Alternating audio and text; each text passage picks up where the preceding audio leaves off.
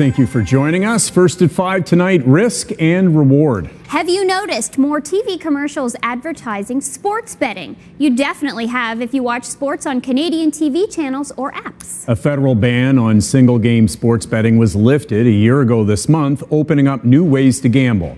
CTV's Paul Hollingsworth explains the game-changing landscape for us. Paul?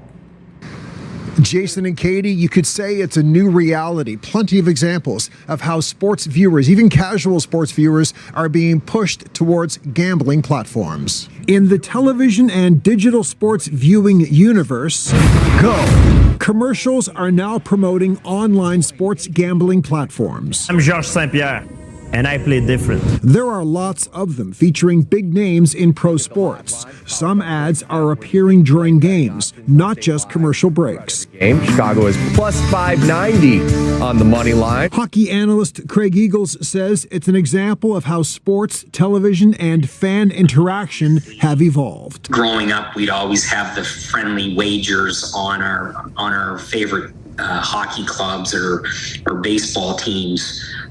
That has certainly changed, and it's changed the landscape of the sport. When the federal ban on single-game sports betting was lifted last year, not only did it open up new ways for Canadians to gamble, it also allowed television networks and some social channels to capture new big-money revenue streams. Because every bet with BetMGM has a potential for greatness. Some ads on national TV promote gambling platforms that are not yet available in this region. Eagles expects the gambling market to soon open up even more.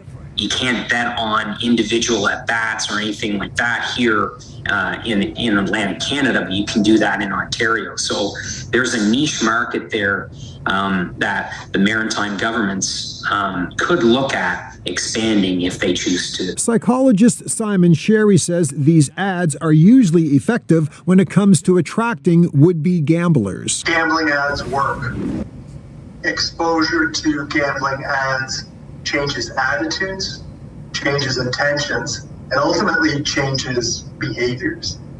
In other words, there seems to be a dose-response relationship between your exposure to gambling ads and eventually gambling yourself. Close to 2% of Canadians suffer from serious and problematic gambling. Could the proliferation of gambling ads and online betting platforms bring about an increase in gambling addiction? Part of problem gambling is driven by availability.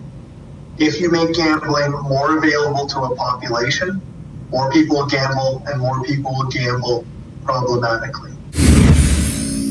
Sherry says when balancing the risk versus reward, Canadians will need to decide how much more available they want to make sports gambling. Craig Eagles also points out these sports gambling ads are probably not designed to target the older generation of sports fans. Maybe some of them, but for the most part, they are targeting a younger generation, younger people who watch sports in a different way, mostly on their phones, and at the same time also spend their money in a different way compared to some older demographics.